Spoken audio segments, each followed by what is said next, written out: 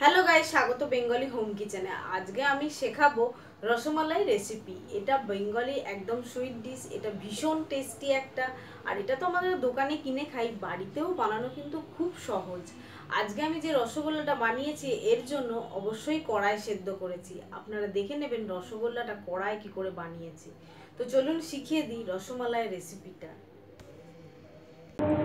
চলুন দেখিয়ে দিই রসমালাই বানাতে কি কি লাগছে। এটা আমার হোমমেড ছানা। এই ছানার রেসিপির লিঙ্কটা আমি ডেসক্রিপশান বক্সে দিয়ে দেবো। আমি কিছুদিন আগে আমার চ্যানেলে পোস্ট করেছি যে পারফেক্ট ছানা কি করে বানাতে হয়, আর সেই ছানা দিয়ে মিষ্টি যে কোনো তরকারি আপনারা বাড়িতে বানাতে পারেন। আর রসগোল্লাটা বানানোর জন্য চিনি আর জল লাগবে। আর এদিকে আমরা যেটা রসের মালাইটা মানে ক্ষীরটা যেটা বানাতে হবে, দুধটা বানানোর জন্য আমি নিয়েছি দুধ, সাজানোর জন্য নিয়েছি পিস্তা কুচি, কেশর আর চিনি। সেটা আপনারা অবশ্যই আপনাদের টেস্ট অনুযায়ী নেবেন। এবার আমরা ছানাটাকে মেখে নেব।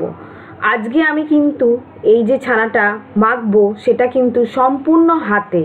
আজকে আমি কোনো মিক্সিও ব্যবহার করে দেখাচ্ছি না, কেননা আপনাদের সব সময় বলেন যে আপনাদের রসগোল্লা ভেঙে যাচ্ছে। সেই জন্য আজকে আমি ডিটেলসে দেখিয়েছি কি করে রসগোল্লা বানাচ্ছি। দেখুন, একদম খুব সুন্দরভাবে হাতে এরমভাবে চটকে চটকে আমি মেখেছি। এটা মাখতে আমার মোটামুটি 20 মিনিট সময় লেগেছে। আর মিক্সিতে বেটে নিলে তাহলে 5 মিনিট হাতে এরম মাখলেই হয়ে যায়, সময়টা কম লাগে। 10 মিনিট দেখুন মাখার পর এই রকম ছানাটা আমার হয়ে গেছে। এখন আর ছানার ডেলা নেই, এখন অনেকটা মিহি হয়ে গেছে। আর হাতের ওই জায়গাটা দিয়ে চেপে চেপে মাখবেন।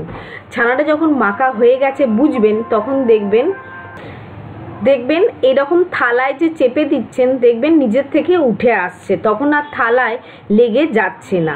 তখন বুঝবেন যে আপনাদের ছানাটা পারফেক্ট একদম চটকানো হয়ে গেছে।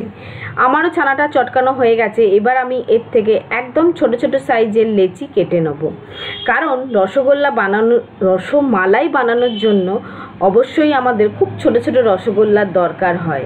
আপনারা ফ্ল্যাটও করতে পারেন, কিন্তু আমি ছোট ছোট রসগোল্লা মতো করেই রসমালাইটা করেছি। আর অনেকে দেখবেন দোকানে অনেক সময় পাওয়া যায় চ্যাপ্টা চ্যাপ্টা, সেই রকমও আপনারা করতে পারেন। এই রসগোল্লাটা যখন ছোট ছোট করে আগে সমান ভাগে কেটে নেবেন, তারপর এরমভাবে হাতে মধ্যে দিয়ে চেপে চেপে গোল করবেন। অবশ্যই একটু চেপে গোল করবেন, কিন্তু ফাঁপা যদি ভেতরে রসগোল্লা থেকে যায় তাহলেও কিন্তু রসে দেওয়ার পর ফেটে যাবে। তাই চেপে চেপে রসগোল্লাগুলো গোল করবেন, যাতে কোনো রকম ফাঁক না থাকে। রসগোল্লাগুলো রেডি করার পর কিন্তু অবশ্যই চাপা দিয়ে রাখবেন, যেন ওপরটা না শুকিয়ে যায়। শুকিয়ে গেলেও কিন্তু রসগোল্লা যখন রসে দেবেন তখন কিন্তু ফেটে যাবে।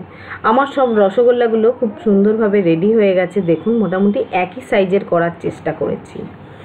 এবার আমি গ্যাস জেলে কড়াটা বসিয়েছি, কড়াটায় চিনি দিলাম। চিনি দেওয়ার পর আমি এখানে ছোট কাপে 4 কাপ কিন্তু জল দিয়েছি, যাতে রসগোল্লাগুলো খুব সুন্দরভাবে আমাদের সেদ্ধ হয় আর গোল হয়। আজকে আমি কিন্তু প্রেসার কুকারে রসগোল্লা করছি না, কড়ায় রসগোল্লা করে দেখাচ্ছি। দেখুন, রসটা যখন ফুটে উঠেছে, আমাদের চিনি আর জল যখন ফুটে উঠেছে, তারপর আমি 1 চামচ কিন্তু দুধ দিলাম। দুধ দিয়ে আমি 7-8 মিনিট ফোটানোর পর দেখুন ওপরে চিনির ময়লাটা ভেসে উঠেছে। এই সময় কিন্তু আমি গ্যাস বন্ধ করে দিয়েছি। 5 মিনিট গ্যাস বন্ধ করে রাখার পর দেখবেন এইভাবে চিনির নোংরাগুলো ওপরে ভেসে উঠবে। তখন আপনারা ওইটাকে ওরমভাবে ফেলে দেবেন। ফেলে দিয়ে আবার গ্যাসটাকে চালু করবেন। চালু করে দেখুন রসটা আমার ফুটতে শুরু করেছে। ফুটতে শুরু করার পর আমরা ছোটো এলাচগুলো দিয়ে দিলাম। দেওয়ার পর যখন খুব ভালোভাবে ফুটবে তখন কিন্তু রসগোল্লাগুলো সব একসাথে দিয়ে দেবেন। দিয়ে চাপা দিয়ে আমরা এটা 12 মিনিট ফোটাবো। তার আগে আমি 10 মিনিট ফোটানো হলে আপনাদের দেখাচ্ছি। দেখুন 10 মিনিট ফোটার পরই কতটা আমাদের বড় বড় রসগোল্লাগুলো হয়ে গেছে।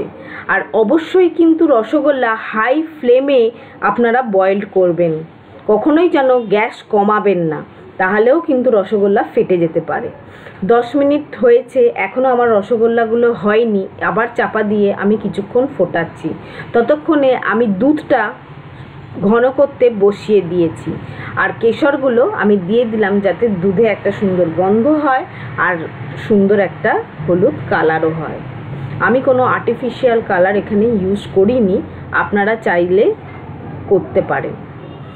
দেখুন এদিকে দুধটা ফোটাতে বসিয়ে আমার এদিকে রসগোল্লাও কিন্তু 15 মিনিট ধরে বয়েল হচ্ছে। আরও 5 মিনিট বয়েল করার পর দেখুন রসগোল্লাগুলো আরও বড় বড় হয়ে গেছে আর একদম রসগোল্লাগুলো আমার সেদ্ধ হয়ে গেছে। দেখুন আমি দেখাচ্ছি, রেডি হয়ে গেছে। এবার আমি রসগোল্লাটা চাপা দিয়ে রেখে দিলাম গ্যাস বন্ধ করে একটু ঠান্ডা হওয়ার জন্য। এদিকে কিন্তু দুধটাও নজর রাখবেন, মাঝে মাঝে নেড়ে দেবেন দুধটা যাতে তলায় ধরে না যায়।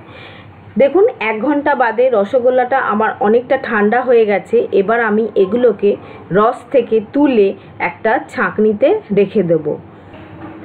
1 ঘন্টা বাদেও দেখাচ্ছি আপনাদের আমি কতটা রসগোল্লাটা আমার সফট আছে, দেখেছেন? এবার আমি এইগুলোকে এই ছাঁকনিতে তুলে রেখে দেবো যাতে এক্সট্রা রসটা আমার ঝরে যায়। এটা আধ ঘন্টা আমাদের রেখে দিতে হবে, তাহলে দেখবেন এইভাবে সমস্ত রস ঝরে যাবে। কেননা দুধে দেওয়ার সময় রস যদি ঝরিয়ে না নিই তাহলে দুধ ভালো ঢুকবে না, তাতে টেস্টিও হবে না। সমস্ত রসগোল্লাগুলো আমার তোলা হয়ে গেছে। এবার আমি আধ ঘন্টা এইটাকে রেখে দেবো। দেখুন দুধটাও আমার অনেকটা ঘন হয়ে গেছে মোটামুটি। দেখুন এবার আমি এতে চিনি দিয়ে দেবো। চিনি দিয়ে অল্প একটুখানি ফুটিয়ে আমি এটাকেও বন্ধ করে রেখে দেবো। এটা একটু ঠান্ডা হলে মানে কুসুম কুসুম যখন দুধটা থাকবে তখন আমরা কিন্তু রসগোল্লাগুলো দেব, একদম ঠান্ডা করব না। কতটা দুধটা ঘন হয়ে গেছে দেখুন, এটা কিন্তু ঠান্ডা হলে আরও ঘন হয়ে যাবে। দুধটা মোটামুটি আমার রেডি হয়ে গেছে। এবার আমি গ্যাসটা বন্ধ করে রেখে দিলাম। আধ ঘন্টা বাদে বা একটু কুসুম কুসুম যখন গরম থাকবে তখন আমরা রসগোল্লাগুলো দিয়ে দেবো। দেখুন আমার রেডি হয়ে গেছে দুধটা একদম। এবার আমি রসগোল্লাগুলো দিয়ে দিচ্ছি। দেখুন রসগোল্লাগুলো কিন্তু এখনও রস থেকে তোলার পরও সেই সেম সফট আছে। আমি কিন্তু বারবারই দেখাচ্ছি আপনাদের। সব দিয়ে দিলাম দুধের মধ্যে। এবার আপনাদের একটা রসগোল্লা ভেঙে দেখাচ্ছি। দেখুন হাত দিয়ে কিন্তু রসগোল্লার যে ছানাটা মাখার পরও কত স্পঞ্জি হয়েছে আর ভেতরটা কত ফাঁপা হয়েছে। এবার আমি রসগোল্লাগুলো এইভাবে ডুবিয়ে রাখবো মোটামুটি 2 ঘন্টা, তাহলে আমাদের দুধটা খুব সুন্দরভাবে টেনে নেবে। তারপর আপনারা ফ্রিজে রেখে ঠান্ডা করেও খেতে পারেন। আমি ফিরে আসছি 2 ঘন্টা বাদে। দেখুন 2 ঘন্টা বাদে আমার রসমালাইগুলো কি সুন্দর একদম ঘন রেডি হয়ে গেছে। আপনারা অতি অবশ্য আমার এই রেসিপিটা ট্রাই করবেন। আমার এই রেসিপিটা যদি আপনাদের ভালো লেগে থাকে তাহলে লাইক করবেন, শেয়ার করবেন, কমেন্টস করবেন। দেখুন দুধটা কি সুন্দর ঢুকেছে আমি দেখাচ্ছি। আর আমার ভিডিও যদি আপনাদের ভালো লেগে থাকে অবশ্যই সাবস্ক্রাইব করবেন যাতে নতুন নতুন ভিডিওগুলো আপনারা তাড়াতাড়ি দেখতে পারেন। আমি ওপর থেকে একটু পিস্তা আর কেশরকে গার্নিশ করে পরিবেশন করেছি। আর এই রেসিপিটা নিয়ে যদি কোনো প্রশ্ন থাকে অবশ্যই করবেন কমেন্টস বক্সে, আমি অ্যান্সার দিয়ে দেবো। টাটা বন্ধুরা।